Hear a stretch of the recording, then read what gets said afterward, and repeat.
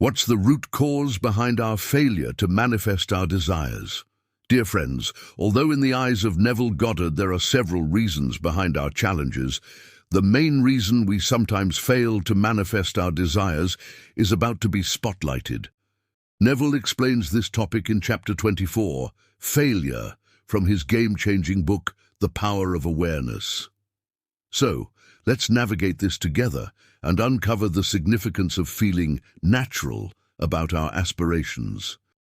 This book would not be complete without some discussion of failure in the attempted use of the law of assumption.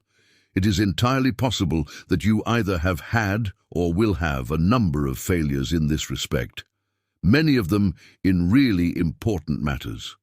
If, having read this book, having a thorough knowledge of the application and working of the law of assumption, you faithfully apply it in an effort to attain some intense desire and fail. What is the reason?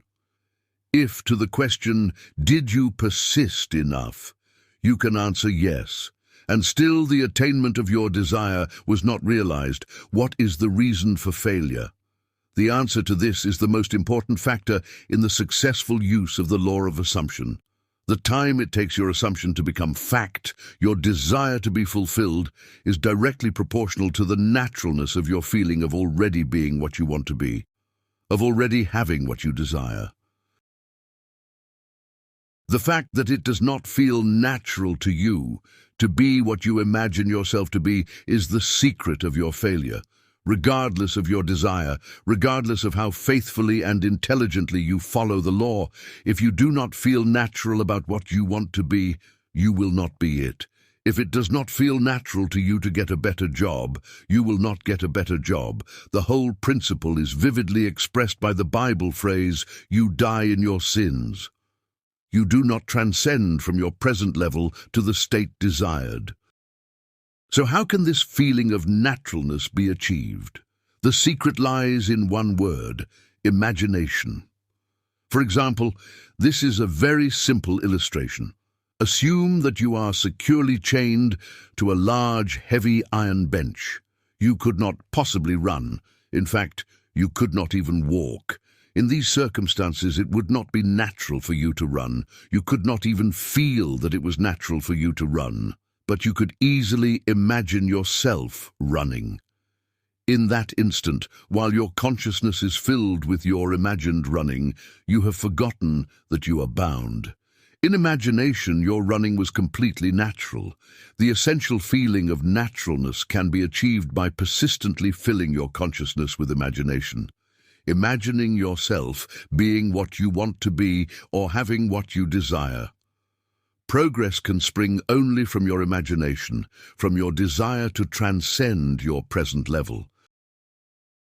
What you truly and literally must feel is that with your imagination, all things are possible. You must realize that changes are not caused by caprice, but by a change of consciousness. You may fail to achieve or sustain the particular state of consciousness necessary to produce the effect you desire, but once you know that consciousness is the only reality and is the sole creator of your particular world and have burnt this truth into your whole being, then you know that success or failure is entirely in your own hands.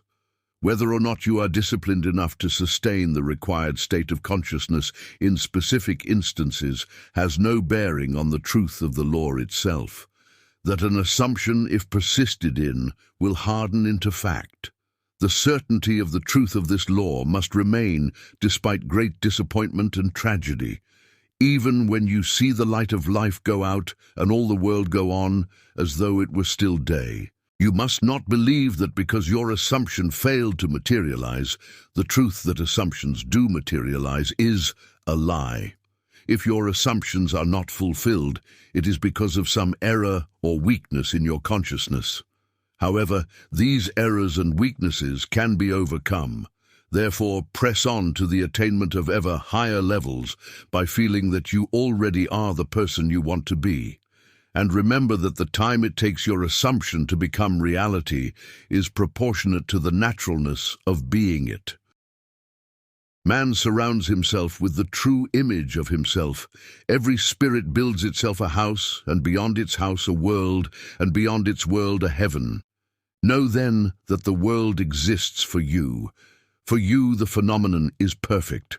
What we are, that only can we see. All that Adam had, all that Caesar could, you have and can do. Adam called his house heaven and earth. Caesar called his house Rome. You perhaps call yours a cobbler's trade, 100 acres of land, or a scholar's garret. Yet line for line and point for point, your dominion is as great as theirs, though without fine name. Build therefore your own world. As fast as you can form your life to the pure idea in your mind, that will unfold its great proportion. Emerson. In wrapping up our exploration of failure and its causes, let's remember the words of Winston Churchill. Success is not final. Failure is not fatal. It is the courage to continue that counts. Embrace the power of your imagination and journey onward, knowing that the feeling of naturalness is within your grasp. Stay persistent, remain hopeful, and never cease believing in yourself. Remember, dear friends, that the power of imagination and consciousness, as Neville so beautifully elucidated, is at the core of our manifestations. Let us dare to venture into the realms of our imagination, embodying our desires with a feeling of naturalness. With understanding and persistence, the world of possibilities unfurls before us. Until our next exploration, nurture your imagination, and may your deepest aspirations find their reality.